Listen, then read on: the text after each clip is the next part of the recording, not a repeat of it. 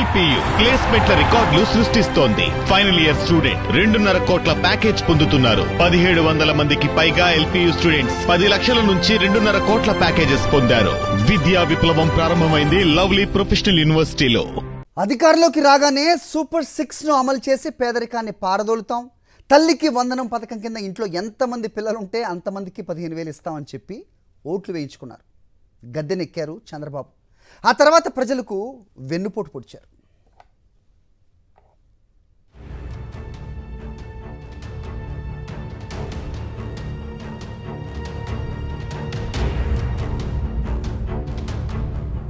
తల్లికి వందనం పథకం గురించి చంద్రబాబు, లోకేష్ సహా టీడీపీ శ్రేణులు ఊరూరా ఇంటింటా ఊదరగొట్టాయి.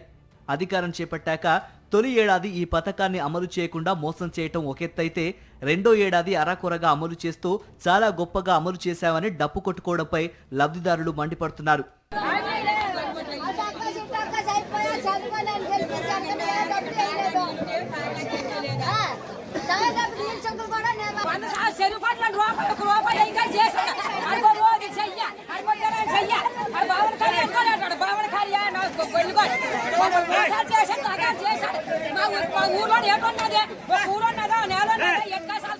తల్లికి వందనం పథకం కింద ఒక్కో విద్యార్థికి 15,000 రూపాయల చొప్పున ఇస్తామని చెప్పి అమలు దశకు వచ్చేసరికి 13,000 అన్నారు. వివిధ సాకులు చూపి ఏకంగా 30 లక్షల మందికి ఎగ్గొట్టారు. తీరా మిగిలిన లబ్ధిదారుల్లో కొంతమందికి కేవలం 8 నుంచి 9,000 మాత్రమే ఖాతాల్లో వేసి అంతా ఇచ్చేశామంటున్నారు.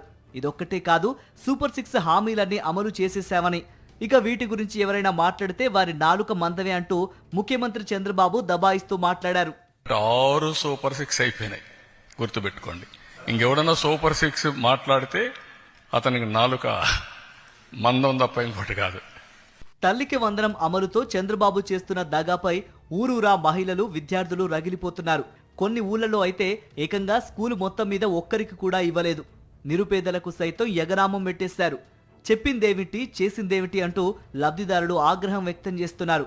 హెడ్ మాస్టర్లు బ్యాంకుల చుట్టూ తిరుగుతూ తమకెందుకు డబ్బులు పడలేదంటూ నిలదీస్తున్నారు.